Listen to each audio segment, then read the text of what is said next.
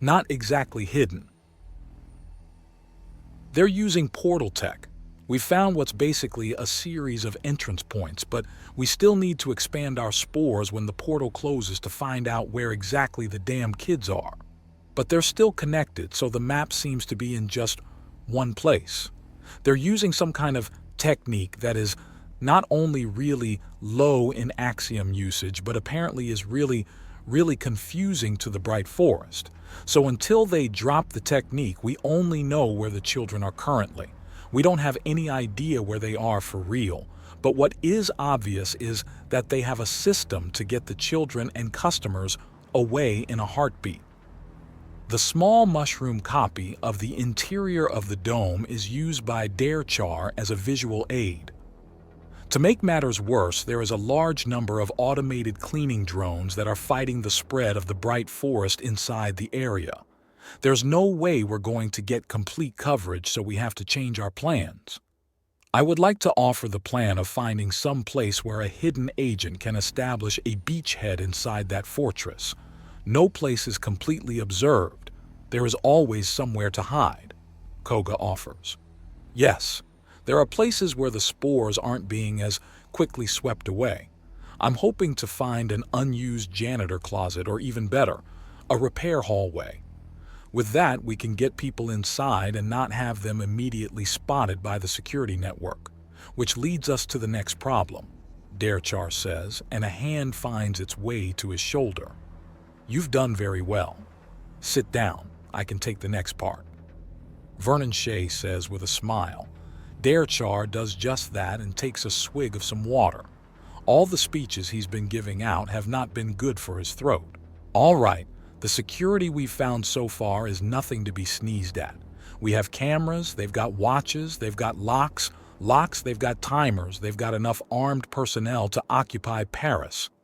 Aye, Pukey calls out as the humans in the room get the reference. But aside from the perfect setup for a heist movie quote, we also have a massively complicated, self-referencing and self-sustaining axiom totem scheme worked into not only the support pillars of the buildings, but it's consistently self-checking, self-reinforcing, and it works not only life support, but security as well. Vernon explains as he holds his hand over the small replica, and it fills out further with golden light. The light forms several buildings before the buildings fade away to outlines to show a large pillar in the center of each one. There is one major Kutha-plated pillar in every major building in the place for a total of 10, and each of them contains a complete ward scheme. If we don't subvert them, then our opponents have a massive axiom-based advantage in the area. If we do subvert them, then we have to do so within a 10-minute window between the self-checks they constantly do. Failure to do this means that a list of no less than 20 different environmental effects can be turned against us at any moment with trivial ease. How do they control them? Pukey asks. For the most part, they're entirely automated. I have managed to track a portion of the warding scheme so far, and it leads to several moving points. But if those are badges of access, remote controls, or just people that have temporary access, I have no idea. Our ability to move in there is so limited that I haven't been able to actually figure out what any of them are yet. What does this ward scheme control? Koga asks. Everything about the environment: heat, humidity, air movement, air composition, air resistance, gravity, electromagnetic radiation, electrostatic buildup and discharge, density, spatial relations, freaking friction, and far more. These pillars are unlike anything I've ever seen and are clearly the work of some mad genius. This is someone's magnum opus. But can something be done about them? Can they be shut down or subverted? Koga asks. I'm going to need bright forest growth in arm's reach of each one. You get me that, and I can give you the pillars. Not today, though. This is going to take study and patience. But get me those spores. With the pillars under our control, though, we'll have their ace completely shut down and maybe even turned on them. All right, Koga says. Any other questions? Vernon asks. How's the wife and kids? Pukey asks, and a dopey smile crosses Vernon's face. Figures. My little nestlings are with their grandparents today. Each of the grandmothers wants her chance to start spoiling the girls, and Miro Noir is making sure she hasn't gone soft combat-wise. Vernon explains before the smile returns. Little Ari and Gia are already friends. Mala, Jidi, and Uma are inseparable. Leah is so very quiet and sweet, and both Fina and DRI are determined to be the troublemakers already. Man, did I get lucky to be born to a Lydris, 7 siblings my own age. No thank you. Darechar notes to himself. Right, well, I'm doing very well. But this isn't time to start breaking out the baby pictures. Not when we have some degenerates making babies with babies. Vernon states, and his eyes glow for a moment as whatever he feels about that is pushed down so hard and fast it's gone before it fully rises. Right. Do you have anything else, Vernon?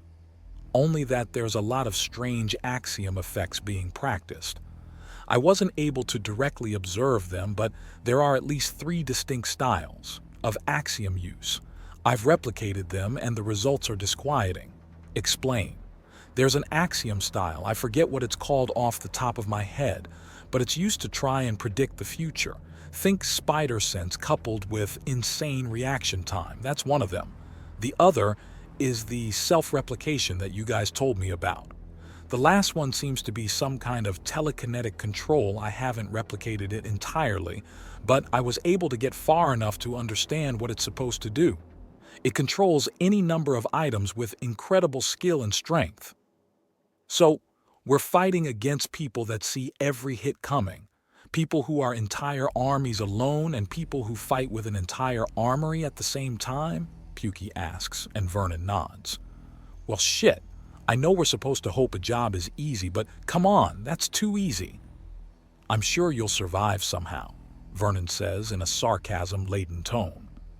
They won't, though, Pukey notes. Let's hope not, Vernon remarks. Anything else? There is no answer. All right, whoever's next, please step up.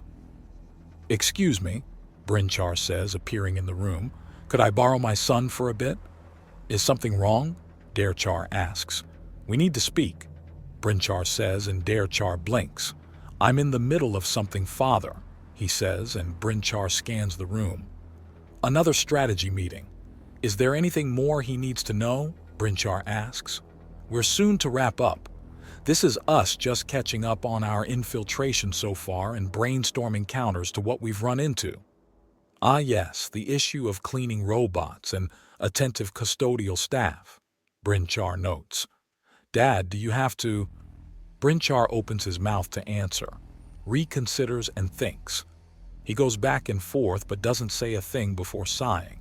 No, we do need to speak though. When you're finished here, find me in the Bright Forest, Brinchar says before vanishing. It was several hours later that Darechar emerges into the Bright Forest. The meeting had spiraled into potential strategies and possible counters to the various axiom styles. The preferred method was always to take them by surprise. Drop them before they can even start with their axiom techniques. Best case scenario, they can sneak the kids out and then start playing unholy havoc with the type of mushroom spore in the air. Use them like a toxin and strangle everyone out without a fight. The problem with that was that different races had different chemical makeup and tolerances. What would have an apook on the ground and snoring might make a Tret aggressive or in turn kill a Lopin. Different body sizes and chemistry meant that dosing everyone would be a hassle and a half. He can sense his father in one of the smaller groves of medium-sized mushrooms.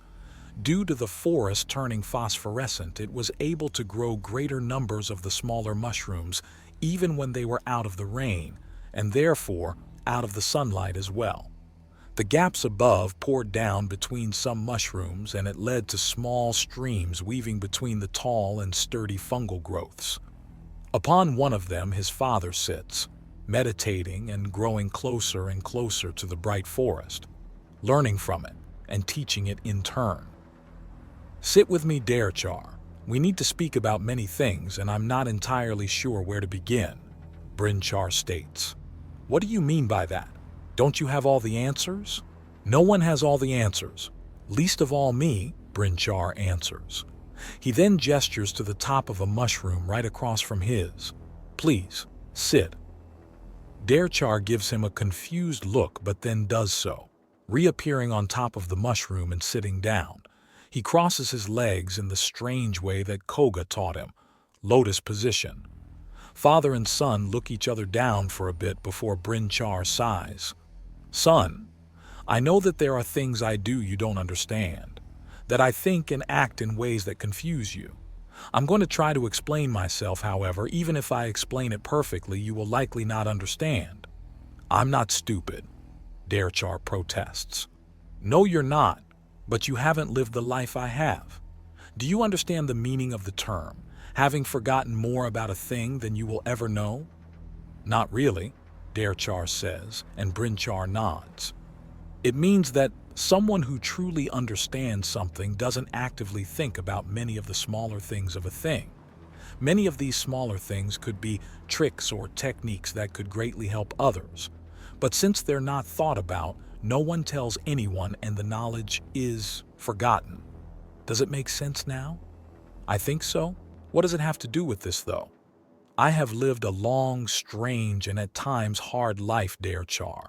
I am not the oldest sorcerer alive, but I am an older sorcerer, bloody in deed and desire. I have done terrible things, things that would turn the stomach of hardened criminals.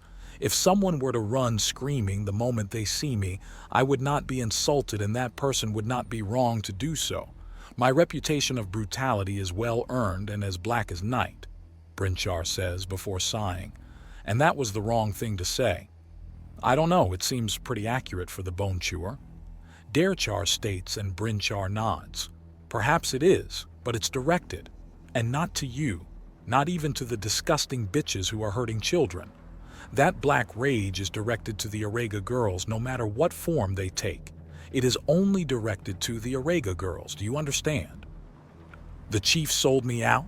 Brinar asks, and Brinar reaches over and grabs onto his wrist as he makes to rise. Let go. Brinar does so, and Brinar pauses. May I keep speaking? Brinar asks, and Brinar does not answer. He has little idea what's going on. What I'm trying to tell you is that I'm trying to be a good father. A father to a sorcerer is a very different thing than a father to a daughter, even if that daughter has successfully become a battle princess.